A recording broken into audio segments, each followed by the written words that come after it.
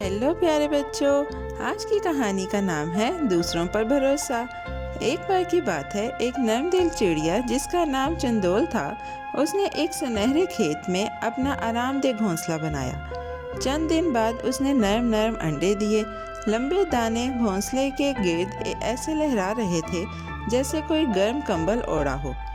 फिर उन अंडों से नन्हे बच्चे निकले। माँ चिड़िया सुकून से पहरा देती रही और हवा दानों में से गुनगुनाती रही।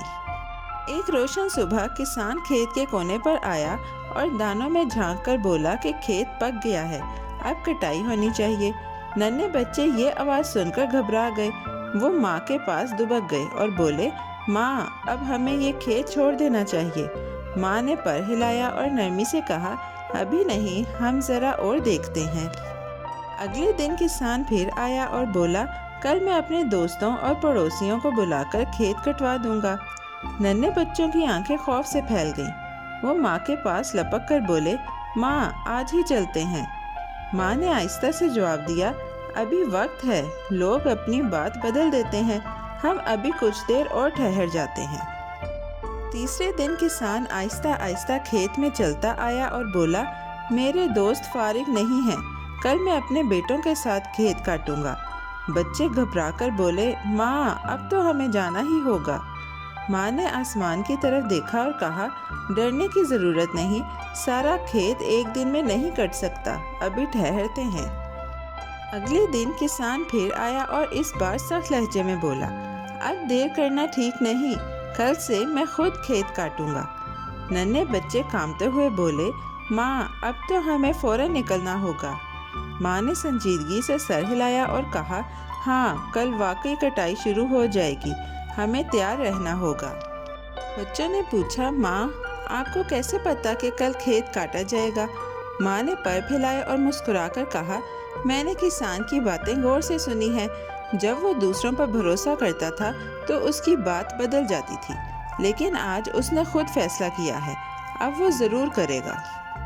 माँ ने नरमी से कहा, जब कोई अपने काम का खुद फैसला करता है तो वो बात पर कायम रहता है।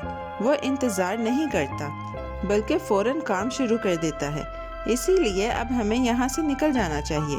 बच्चे गौर से सुनते रहे। माँ ने उन्हें किसान के मजबूत कदम और पक्की आवाज़ की तरफ इशारा किया। शाम को सूरज ढला तो माँ चिड़िया ने बच्चों को एक खुफिया रास्ता दिखाया। वो दानों के बीच से दबे पांव चलते गए। ठंडी मिट्टी में उनके छोटे पांव धंसे। हवा में भूसे और रोटी की खुशबू थी। चांदी फैली तो वो आहिस्ता आहिस्ता खेत के कोने में पहुंचे जहां झाड़ियां उन्हें छुपाने के लिए तैयार थीं। खेत के किनारे हरी भरी झाड़ी थी, बिल्कुल नरम और महफूज। बच्चे घास पर फिसलकर एक ढेर में लेट गए। वहां से वो खेत को देख सकते थे, मगर कोई उन्हें नहीं देख सकता था। माँ रात भर जागती रही और सितारों के नीचे बच्चों को सुकून मिला। सुबह हुई तो दूर से काटने की आवाज़ आने लगी। छक छक छक की धीमी आवाज़ हवा में गूंजी। बच्चे कान लगाकर सुनते रहे। माँ ने सर हिलाया और कहा, यही वो दिन है जिसका मैंने कहा था। किसान खेत में काम कर रहा था और बच्चे अपनी माँ के शुक्रगुजार थे कि वो महफूज थे। किसान कई दिनों तक मुसलसल काम करता रहा। अब वो दूसरों का इंतज़ार नहीं करता था। माँ और बच्चे झाड़ियों में छुपकर उसे देखते रहे।